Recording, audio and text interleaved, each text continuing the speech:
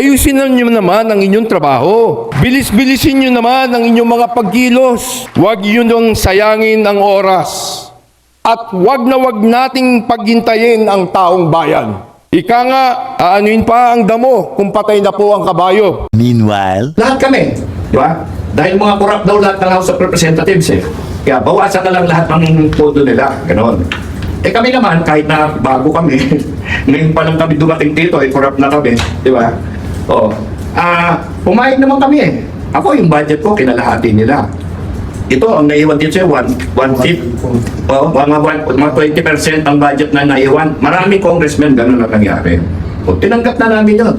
Bumoto kami in favor of the budget. Hindi lang namin hindi inobjectan, binoto pa namin yun.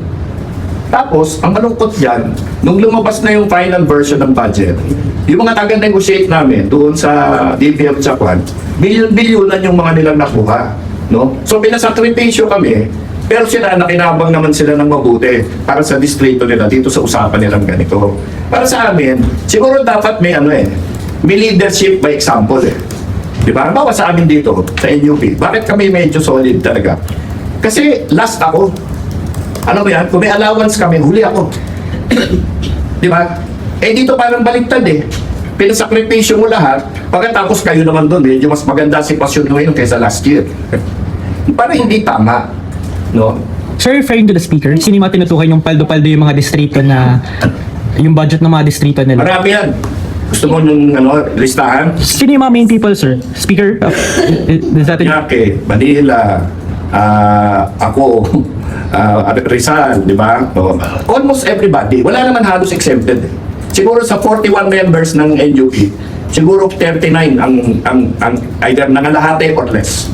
Pero sir, sino yung mga nag-increase, sir, sa tingin ninyo? PCIJ, meron yan. Pero sir, the PCIJ report, I think mentioned speakers, so you're referring to that, sir? Alam mo, dito ako hanga kay Majority Leader Sandro eh, di ba? Kasi siya anak ng presidente, di ba? Pero hindi na kinabang yan eh, dito sa mga diskusyon dyan sa budget. Parang nabawasan pa yata yung distrito niya. Alam mo yun? Yan ang ibig ko sabihin, leadership by example.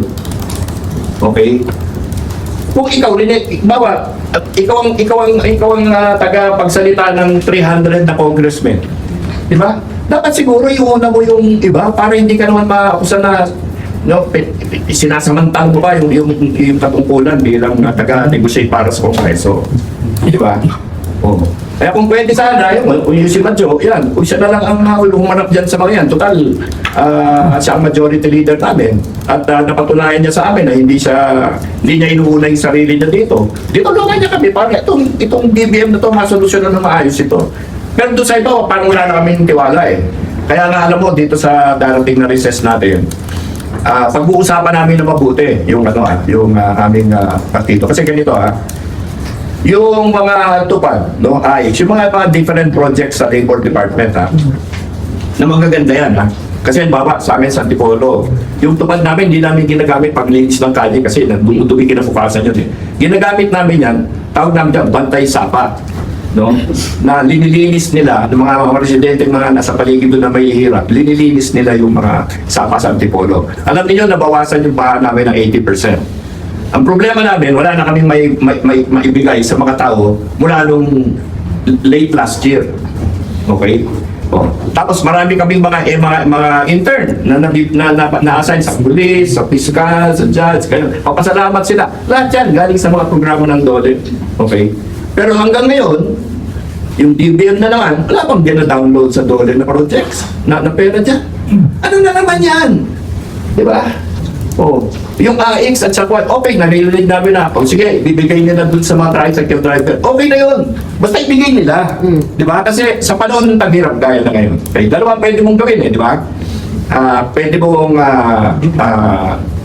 subukan bawiin yung pagbaba ng revenue ng gobyerno sa kung ano-ano paraan. Pero sa mga nakaraan na mga crisis natin dito, including COVID, ang naging solusyon talaga, social safety net. Di ba? Saan na-invento yung AX? Di ba sa COVID? Saan na-invento yung tupad? Di ba sa COVID? Di ba? Ano nangyari? Sasabihin mo tungkol sa mga nakaraang administrasyon. Dahil dyan sa mga social safety nets na yun, nakaraos ang mga mahihirap sa atin. Di ba? Nakaraos kahit papano. O, ngayon, kung kayo, meron kayong kailangan na tulong dahil nagkasakit kayo, na ospital kayo, matutulungan pa namin kayo ngayon? Baka hindi. Di ba? Kahit gusto namin. Ha? So ang problema natin ngayon, yung social safety nets parang nakalimutan.